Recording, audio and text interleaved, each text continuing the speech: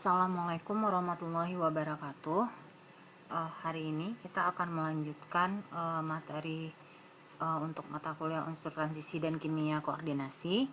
Minggu lalu kita sudah belajar bagaimana teknik ekstraksi, kemudian kegunaan senyawa dan penggunaan logam ataupun senyawa dan persenyawaan dari unsur-unsur transisi mulai dari skandium, titanium, vanadium, krom dan mangan. Nah, hari ini kita akan membahas sisanya, yaitu untuk unsur besi, kobal, nikel, tembaga.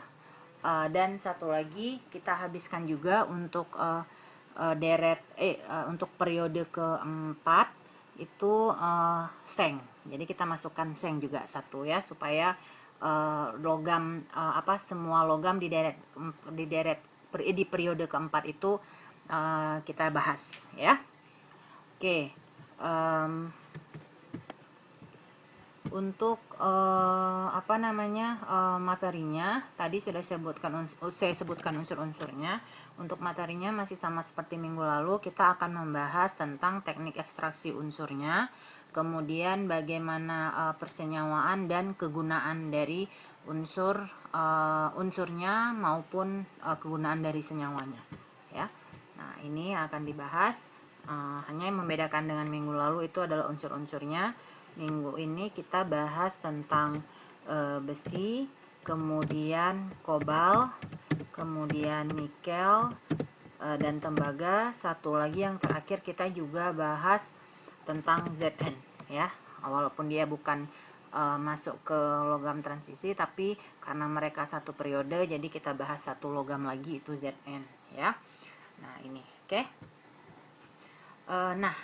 Sebelumnya kalian bisa melihat ya, dan juga di pertemuan kedua 2 atau 3 minggu lalu, saya juga pernah yang pada saat kita membahas tentang sifat umum dari deret transisi, itu kita tahu bahwa salah satu sifat umum deret transisi itu adalah dia jari-jari atom ya, jari-jari atom dari deret transisi, karena mereka satu periode itu ukurannya nggak terlalu berbeda.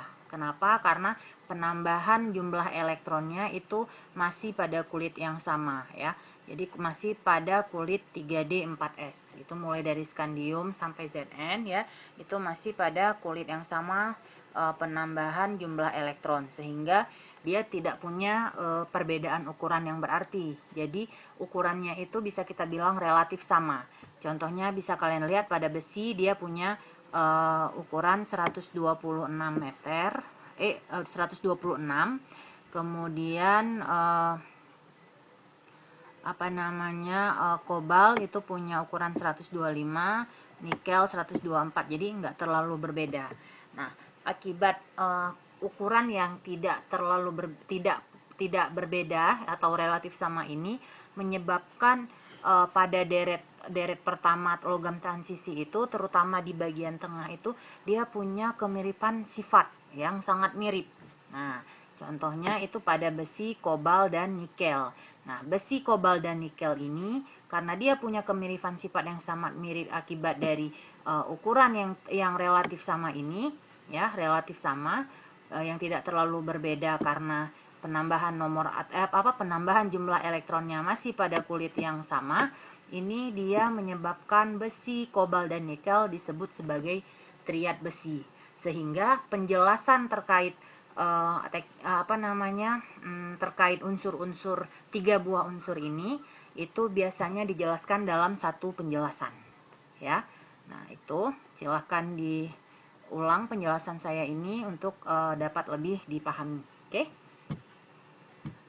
Nah, ini jadi kita langsung masuk ke triad besi, kobal, dan nikel ya. Nah, kalau kalian lihat ya, di sini disebutkan bahwa besi itu dia logam yang produksinya itu cukup banyak ya, dalam setahun, dalam tiap tahunnya ya. Nah, juga besi ini merupakan logam penting dalam peradaban modern. Bahkan di dalam Al-Quran juga ada ayat khusus tentang besi ya. Mungkin dengan Bu Sulastri kalian sudah sering membahas tentang unsur hubungan antara kimia dengan Islam, terutama di dalam Al-Quran kita juga ada ayat menjelaskan tentang besi ya. Nah, besi itu tersebar luas di seluruh korak bumi, jumlahnya sekitar 4,7%. Nah, di antara triad besi, kobal, dan nikel itu yang paling sedikit itu adalah si kobal. Ya, yang paling banyak itu besi, yang paling sedikit itu kobal ya. Nah, kobal itu dia di dalam korak bumi itu jumlahnya sedikit ya. Nah, dalam per tahun itu dia produksinya hanya sekian jutaan kilogram ya. Nah, sedangkan nikel itu dia merupakan salah satu logam yang urutan ke-24 di kerak bumi ya. Nah, jadi cadangan nikel terbesar di dunia itu ditemukan di Kanada ya. Nah, banyak persamaan ya, terdapat banyak persamaan antara besi, kobal, dan nikel ya dengan unsur lain pada deret transisi pertama seperti titanium, vanadium, krom, dan mangan ya. Nah, berbagai campuran dari logam-logam ini membentuk suatu alloy ya, Nah, kemudian juga ada perbedaannya, walaupun secara umumnya banyak persamaan, tapi ada dengan logam titanium, vanadium, kromium, tapi triad besi ini juga ada perbedaan. Salah satu yang membedakan antara triad besi dengan logam deret utama titanium, vanadium, kromium, dan mangan itu ada pada bilox. Nah, kalau titanium, vanadium, krom, mangan ya, terutama pada vanadium, krom, dan mangan itu mereka punya banyak bilox yang bervariasi. Mangan bahkan sangat banyak variasi biloxnya. Sedangkan pada besi dan besi, kobal, dan nikel itu dia nggak terlalu punya banyak bilox ya. Misalnya di besi itu cuma ada 2 biloxnya, bilox besi 2 ataupun besi 3. Nah, selain itu juga katanya triad besi ini itu tidak membentuk anion mantap seperti pada pembentukan anion dari vanadium, kromium maupun mangan ya. Nah, ini yang tadi saya katakan, dia tidak menunjukkan bilangan oksidasi yang beragam, triad besi ya, berbeda dengan vanadium, kromium maupun mangan. Nah, itu yang sedikit membedakan antara triad besi dengan deret transisi logam deret transisi yang lain ya. Nah, tapi secara umum mereka punya banyak persamaan ya. Nah, katanya persamaan terbesar untuk unsur golongan 8, ini maksudnya golongan 8, golongan 8B ya. Golongan 8B di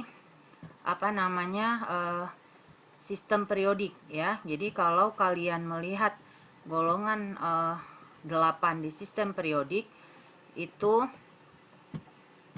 nah ini ya, ini yang saya lingkari ya. Nah, kalian bisa lihat ini golongan 8. Nah, ini ya, ada 3 golongan 8, 9, 10 itu golongan 8 ya. Antara golongan 7B dan 1B ya. Nah, ini golongan 8. Nah, katanya tadi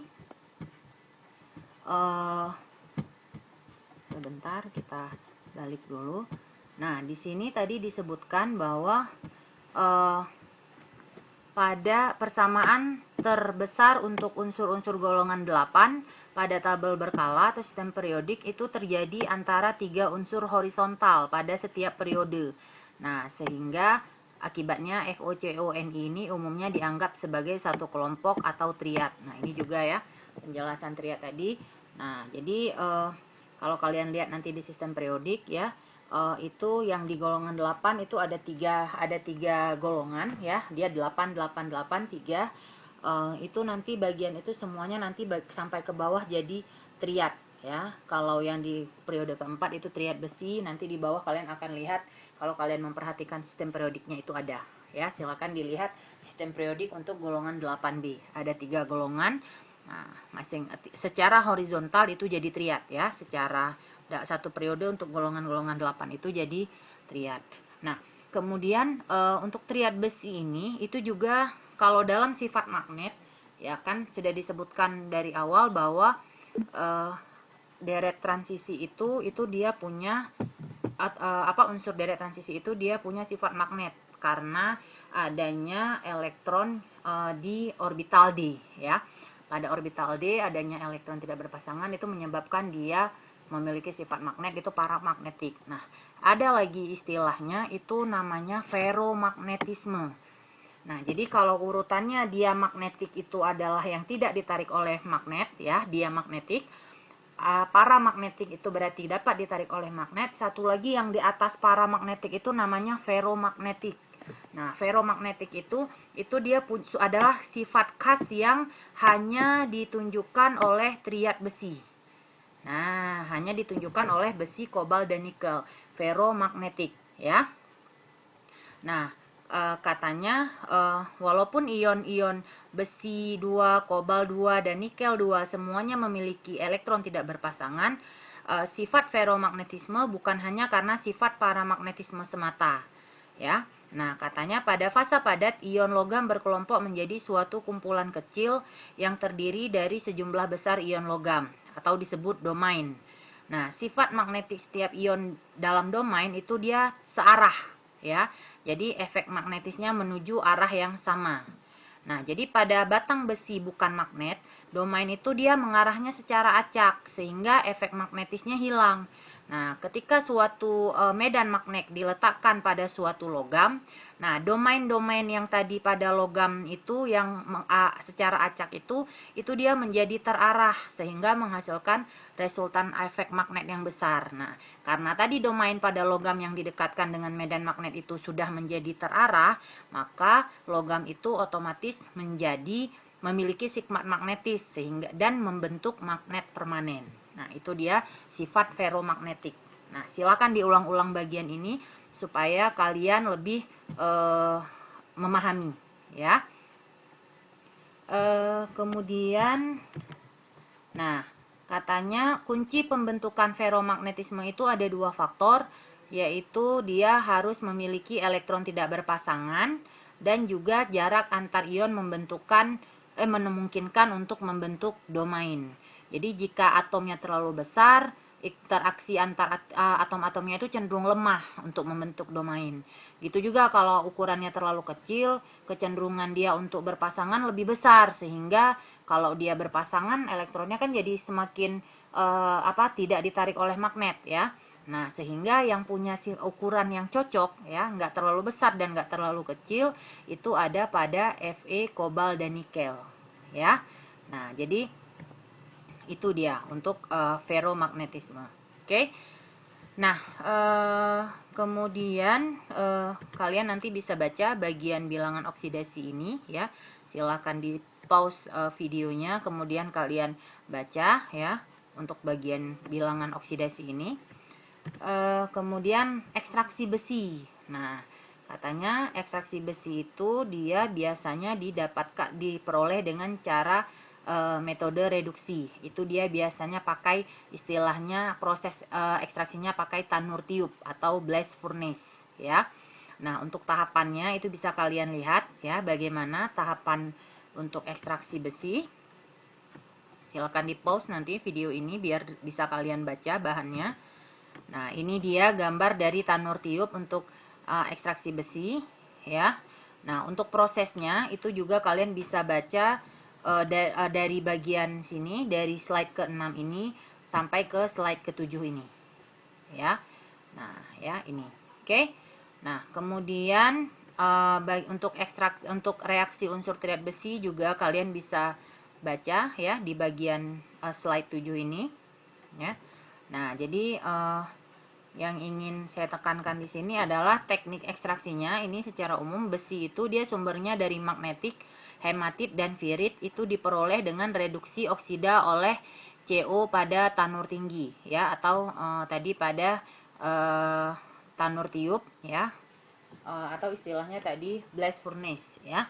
Nah, sedangkan kobalt itu dia sumbernya biasanya dia bergabung dengan Cu dan Mi sebagai sulfida dan arsenida. Nah, itu dia metodenya reduksi oksida oleh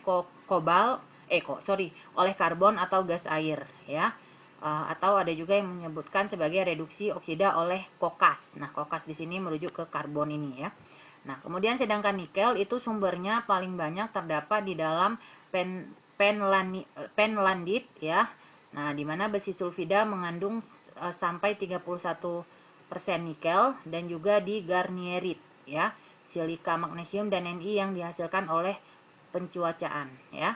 Nah, metode ekstraksinya itu juga reduksi. Jadi ketiga-tiga ini dia caranya reduksi, hanya yang berbeda adalah reduksi. Kalau pada besi reduksinya menggunakan CO, kalau kobal dia menggunakan karbon ataupun gas air, sedangkan pada nikel itu dia menggunakan karbon yang dilanjutkan dengan pemurnian secara elektrolitik ya. Nah, juga dia melalui proses karbonilmon. Nah, ini dia reaksinya ya. Nah, sedangkan untuk kegunaan dari besi sendiri itu paling banyak biasanya di besi kobal dan nikel itu dia biasanya paling banyak digunakan untuk pembuatan campuran logam ya. Jadi itu dia banyak untuk pembuatan campuran logam ya, atau tadi alloy ya, biasanya kita kenal sebagai dikenal sebagai baja, tapi nanti bajanya tergantung logamnya apa ya, apa campur apa. Nah, jadi akan berbeda ya. Nah, terus juga dia banyak untuk penyepuhan. Yang banyak untuk penyepuhan bukan besinya ya, karena besi itu tidak tahan karat, tapi kobal dan nikelnya banyak untuk penyepuhan logam. Ini khususnya untuk kobal dan nikel ya. Sedangkan besi kita tahu dia sifatnya itu sangat mudah mengalami oksidasi, jadi dia mudah membentuk perkaratan yang sifat karatnya itu pun merusak besi yang ada di lapisan besi yang ada di bawahnya untuk semakin cepat perkaratannya, jadi lebih cepat keropos ya. Oke. Nah, kemudian kita masuk ke unsur dari deret transisi atau unsur transisi yang terakhir itu adalah tembaga ya. Nah, tembaga itu juga merupakan unsur yang logam yang enggak asing lagi. Paling banyak itu kita temukan dia pada mata uang ya, pada mata uang dari logam maupun pada peralatan masak. Nah, tembaga juga banyak digunakan untuk peralatan listrik karena dia tahan korosi. Nah, kalau kalian ingat-ingat bahwa kalau pada deret volta, tembaga itu dia urutannya udah ke sebelah kanan H ya. Kerupuk hangus agak pahit au. Nah, CU-nya di situ ya. Nah, katanya meskipun tembaga lebih banyak dipakai sebagai logam murni, tapi beberapa aliase tembaga yang terpenting ya, aliase ini adalah campuran dari tembaga itu seperti kupronikel itu dipakai untuk membuat cion. Habis itu dia juga ada campuran dari tembaga dengan seng, itu kita kenal sebagai kuningan, dan juga ada digunakan sebagai perunggu. Perunggunya itu merupakan campuran dari tembaga, fosfor, seng, timah, mangan, dan beberapa logam lainnya ya. Jadi baja, perunggu, kuningan itu dia nggak cuman logam nggak cuman logam tertentu, tapi banyak macam. Misalnya minggu lalu kita udah tahu bahwa baja itu ada yang terbuat dari besi dengan mangan, ada yang terbuat dari besi dengan krom, ada yang terbuat dari besi dengan vanadium. Itu semua namanya baja, hanya yang berbeda adalah campurannya besi dengan logam apa. Gitu juga dengan kuningan. Nanti kuningan juga ada campuran, nggak hanya terbentuk dari tembaga dan seng, jadi bisa juga tembaga dengan logam yang lain ya. Perunggu juga gitu, ada juga perunggu yang merupakan campuran dari emas dan perak. Nah, itu juga ada ya. Jadi perunggu itu nggak selamanya dia berarti terbuat dari tembaga, fosfor, seng, timah, mangan ya, tapi ada juga dia dari logam yang lain ya. Nah, tembaga itu ya dalam metabolisme manusia itu juga dia punya peran ya, manusia, hewan, dan tumbuhan. Nah, katanya tubuh kita itu perlu 2 mg tembaga per hari dalam darah ya. Tapi kalau lebih dari, jadi ambang batasnya 2 mg. Kalau lebih dari 2 mg, maka tembaga itu bersifat racun, ya. Nah, sedangkan pada tumbuhan, tembaga itu berperan dalam proses fotosintesis dan reaktifan enzim yang mengkatalisis proses beberapa reaksi redoks, ya. Nah, jadi tembaga ini kelimpahannya di alam banyak ya. Kemudian dia diekstraksi dengan pemanggangan dan peluburan oksidatif atau dengan pencucian dengan bantuan mikroba yang diikuti elektrodeposisi dari larutan sulfat. Nah, tembaga juga dia sifatnya mudah larut dalam asam nitrat dan asam sulfat dengan adanya oksigen, ya. Dia juga bisa larut dalam kalium sianida atau amonia dengan adanya oksigen. Nah, tembaga ini persenyawaannya yang paling stabil itu yang biloxnya +2, ya. Ya karena Cu atau Cu2+. Nah, karena ion Cu2+ ini yang menyebabkan tembaga masuk ke dalam konfigurasinya itu masuk ke dalam deret transisi, ya, atau masuk sebagai unsur transisi, ya. Nah, ada beberapa senyawa dari tembaga yang biloxnya 1 dikenal, tapi dia biasanya kurang stabil, ya. Nah, biasanya dia nggak lama itu bisa mengalami disproporsionasi menjadi Cu2O. Jadi misalnya dari CuO atau tembaga 1 oksida itu biasanya dia akan mengalami oksidasi menjadi tembaga 2 oksida atau Cu2O. Nah, ini ya teknik ekstraksinya. Tembaga itu dia dengan oksidasi parsial biji sulfida, ya. Jadi Cu2O ditambah CuS menghasilkan Cu tambah S2O2, kemudian leaching atau pencucian dengan, kemudian dia dicuci ya, pelindian atau licin ini dicuci dengan H2SO4, baru kemudian kita elektrolisis menghasilkan CuSO4, ya. Nah, CuSO4-nya ini yang kemudian dielektrolisis. Jadi kalau dielektrolisis nanti CuSO4-nya, Cu-nya itu di katoda nanti akan membentuk Cu2+-nya di katoda itu akan membentuk endapan tembaga, ya. Nah, jadi kegunaannya tadi kita sudah lihat bahwa dia tembaga ini paling banyak digunakan untuk mata uang logam, ya.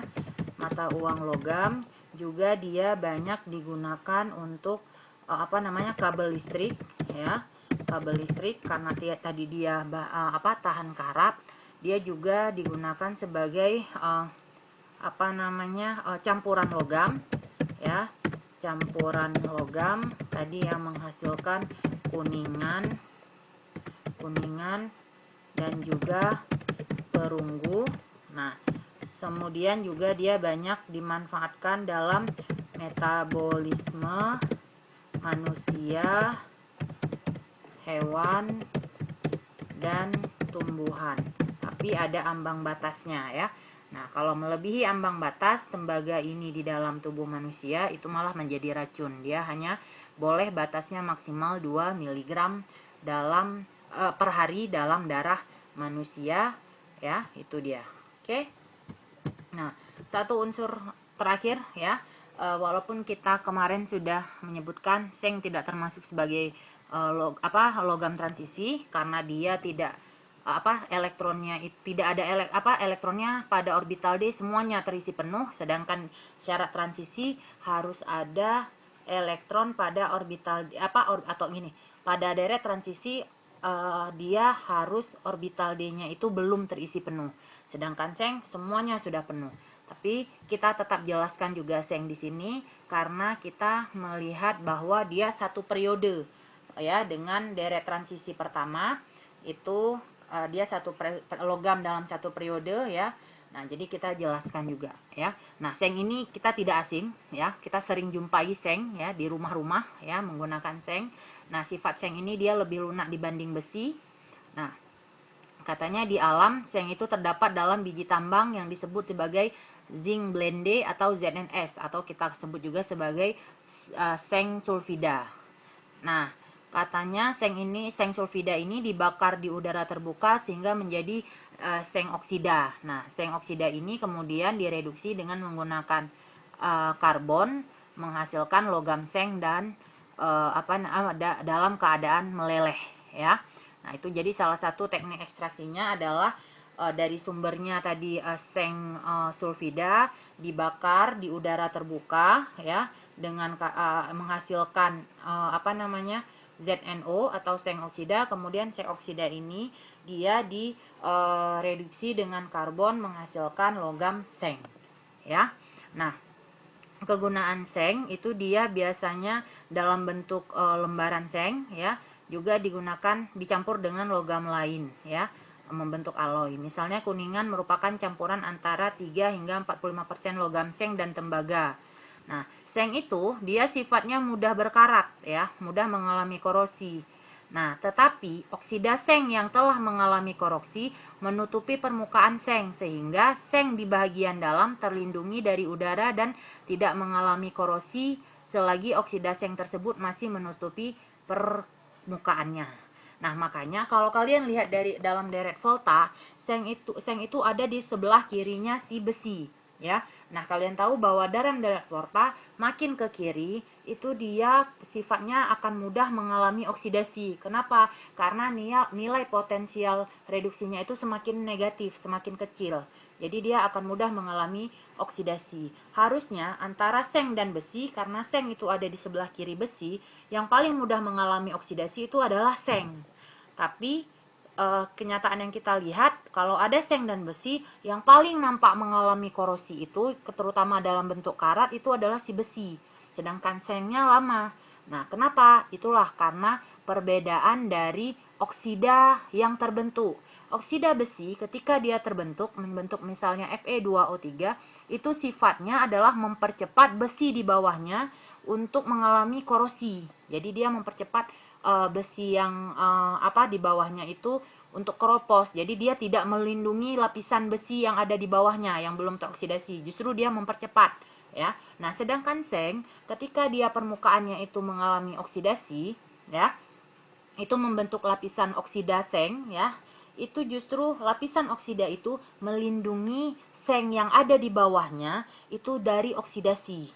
Makanya dia lebih tahan lama sengnya ya. Jadi oksidasi seng itu dia oksida seng itu melindungi seng dari oksidasi lebih lanjut ya. Seng yang belum teroksidasi di bawahnya dari oksidasi lebih lanjut ya. Nah, karena sifat ini ya, seng sering digunakan sebagai zat pelapis logam yang mudah berkarat. Nah, jadi seng sering dipakai untuk melapisi logam yang mudah berkarat, misalnya melapisi besi. Jadi seng ditaruh di atas untuk melapisi besi. Kenapa? Karena pada saat permukaan seng teroksidasi, justru oksida yang terbentuk itu melindungi seng dari perkaratan lebih lanjut. Jadi kalau seng di bawahnya itu terlindungi, otomatis logam yang dilindungi juga akan terlindungi, ya. Nah, logam yang mudah berkarat dicelupkan ke dalam lelehan logam seng. Nah, metode ini disebut sebagai galvanisasi, ya. Nah, untuk kegunaannya, zinc oksida itu biasanya dibuat sebagai campuran dalam pembuatan cat putih. Nah, kalau zinc sulfat itu digunakan untuk pembentukan rayon viskosa dan juga zat pengapung bui, ya. Nah, ZnCl digunakan dalam baterai kering, ya. Mineral zinc juga merupakan mikromineral yang diperlukan oleh hewan dan manusia yang berfungsi dalam metabolisme, ya. Nah, di dalam darah dan pankreas yang diperlukan dalam penyimpanan insulin. Nah, kekurangan unsur sen pada tumbuhan menyebabkan tumbuhan itu memiliki penyakit daun.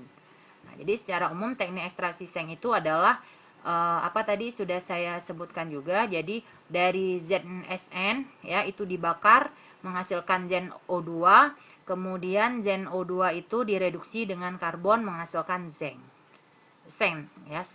ya. Nah, kegunaannya tadi dia biasanya itu digunakan untuk sebagai seng untuk atap ya, sebagai bahan bangunan ya, bahan bangunan seng yang kita pakai untuk bangunan. Kemudian dia juga digunakan untuk melapisi logam yang mudah berkarat. Nah, tadi juga kita sudah lihat dia juga berguna untuk pembuatan cat putih ya.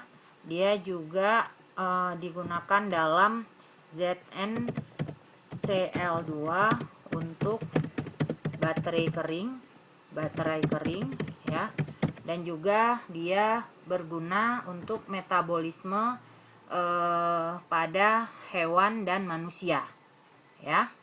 Nah, itu demikian untuk hari ini materinya. Lebih dan kurang saya mohon maaf. Jadi silakan diulang-ulang penjelasannya ya, videonya tolong diulang-ulang. Nah, saya akhiri. Assalamualaikum warahmatullahi wabarakatuh.